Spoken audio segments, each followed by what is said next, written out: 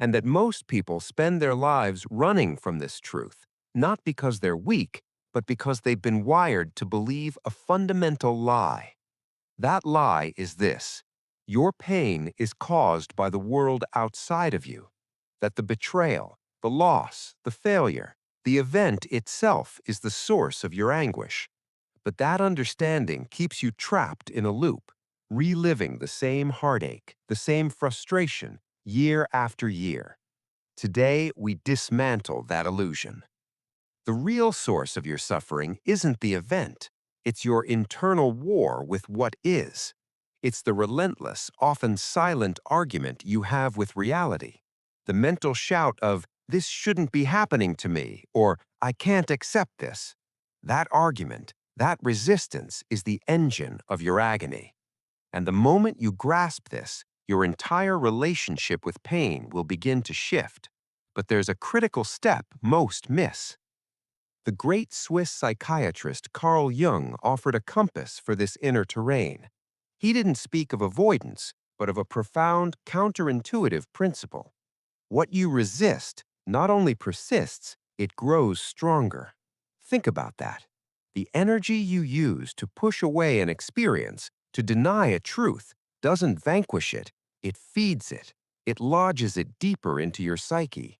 You're not fighting the past event, you're fighting a ghost of your own creation, and with every blow, you make it more solid. Let's make this visceral. Consider a relationship ending. The initial grief, that's natural. It's the honest human response to loss, a clean pain. But what about the anguish that lingers for years? The constant mental replay of conversations, the obsession with what if, the bitterness that colors new connections. That isn't the loss anymore. That is your refusal to let the story end. That is your identity clinging to the scaffolding of a building that's already been demolished. The same mechanism applies to professional failure, to betrayal, to any deep disappointment. The first wave of hurt is inevitable. The tsunami that follows, you are its architect. So, if resistance fuels suffering, what's the alternative? Do we just lie down and give up? This is where the mind throws its first major objection. The answer is not passive resignation. It's not approval. It's something far more powerful and far more active: radical acceptance. Acceptance is the conscious decision to end a war you cannot win, the war against a fact. It's ceasing to pour your vital energy into arguing with a chapter that's already been written. When you stop fighting what is, you do something revolutionary. You reclaim all the power you were spending on that fight, and you redirect it to the only domain where you have true agency: your response, your next move. Imagine two people who lose the same job. One spends a decade marinating in resentment, telling the story of the unfair boss, the broken system, the stolen future. Their career becomes a monument to that wound. The other accepts the firing. They feel the shock, the fear, the sting, fully. They don't pretend it doesn't hurt, but they don't build a home in that hurt. They ask, "This happened, now what?" That shift from "why me" to "what now" is the moment the universe begins to realign. It's the difference between being defined by a wound and being informed by it. But here's the deeper layer, the one that keeps people cycling through pain even when they understand this concept intellectually. Why do we resist so instinctively? Why does this pattern feel so automatic, so familiar? It's because your unconscious mind is programmed for familiarity, not for freedom. Your psyche confuses known with safe, even if the known thing is suffering. The renowned analyst Jung put it starkly: until you make the unconscious conscious, it will direct your life, and you will call it fate. Let that sink in. The recurring pain in your life, the same relationship dynamics, the same self-sabotage, the same triggers. This isn't bad luck. This isn't a cosmic punishment. It's an internal program running on a loop, and you are the one unknowingly pressing repeat. If your early environment taught you that love is intertwined with abandonment, your adult heart will seek out connections that mirror that exact painful recipe. Not because you desire hurt, but because that bittersweet flavor is what your nervous system recognizes as love. If you learn that success leads to punishment or neglect, you will unconsciously undermine your own victories.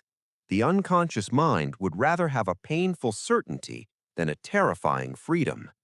This is the invisible cage, and you'll remain in it, asking, "Why does this keep happening to me?" until you dare to look at the blueprint of the cage itself. But to look at it, you must first confront the architect living inside you, your ego.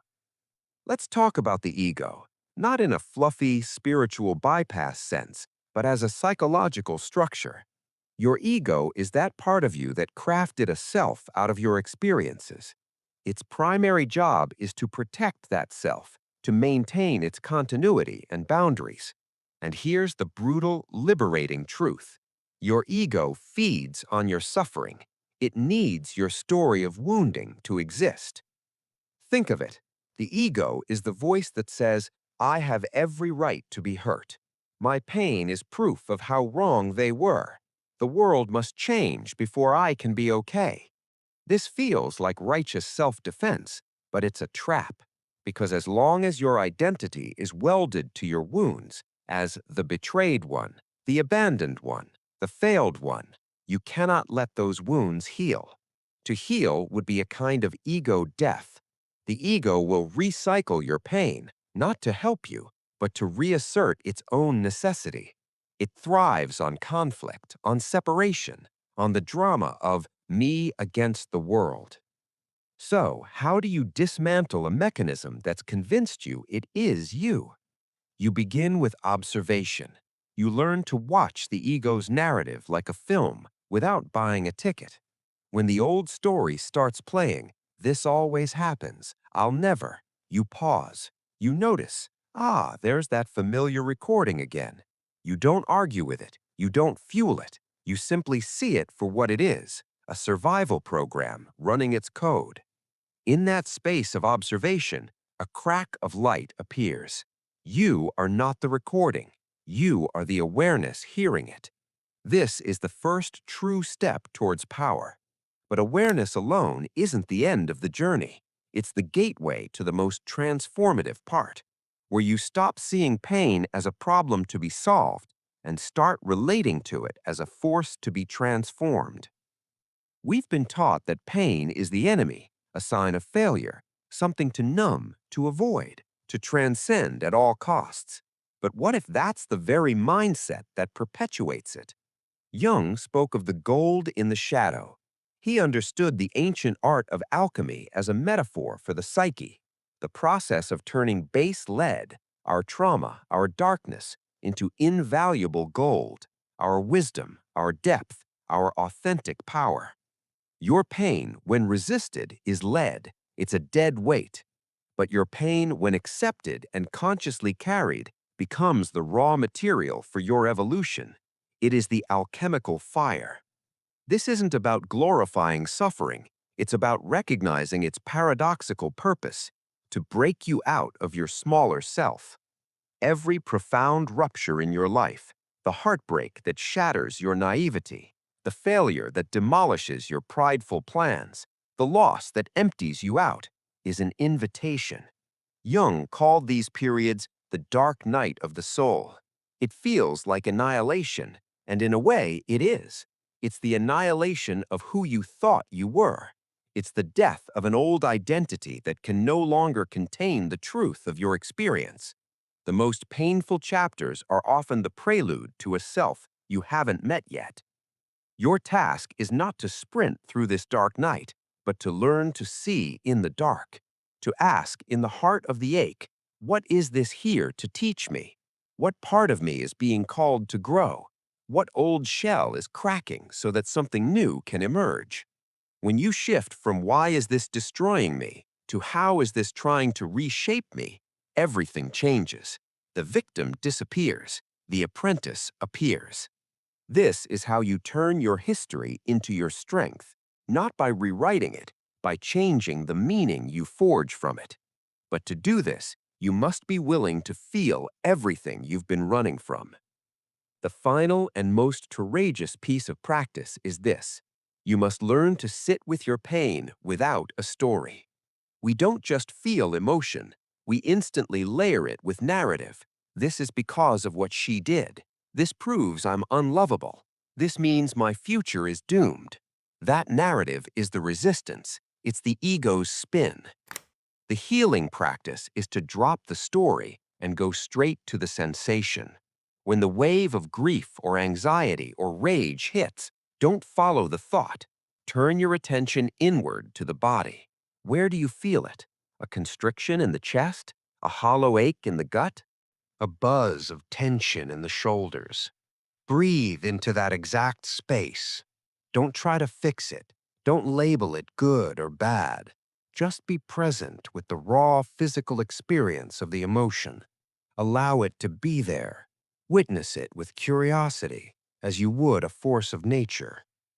Suffering is the echo of a battle you've already lost. And something miraculous happens when you do this consistently. The emotion, met with mindful acceptance, begins to move. It flows through you like weather, instead of getting stuck as a permanent climate. It has a beginning, a peak, and an end. You realize you are not the storm. You are the space in which the storm occurs. This is emotional sovereignty. This is the full journey, from recognizing resistance as the source of suffering to mapping the unconscious patterns that automate that resistance, to disidentifying from the ego that clings to its painful story, to finally accepting and alchemizing your pain into a source of unshakable depth. It's the path from being a prisoner of your past to becoming the author of your future. The cycle breaks when you stop seeing pain as the enemy and start engaging with it as the most demanding but ultimately faithful teacher you will ever have. Your heartbreaks taught you about the depths of your capacity to love. Your failures taught you resilience and clarified your true direction. Your periods of darkness taught you to find your own inner light because no one else could give it to you. You are not here to live a pain-free life. You are here to live a whole life. And wholeness means embracing every part of the experience, the joy and the sorrow, the triumph and the ruin, not as opposites, but as essential threads in the same tapestry. If this exploration resonated with you, if you feel ready to engage with your life from this deeper awareness and acceptance, then do two things for yourself. First, give this video a like. It helps this channel, Winds of Thought, reach others who are ready for this conversation. Second, and more importantly, declare your intent. In the comments below, write this simple, powerful phrase: I choose to meet my experience. That's it. That declaration is your first act of conscious relationship with everything that is. Your transformation doesn't happen in the past you ruminate on or the future you anxiety plan for. It happens in the radical present moment choice to meet what is with courage and curiosity. The work is now. The freedom is now. Thank you for watching Winds of Thought.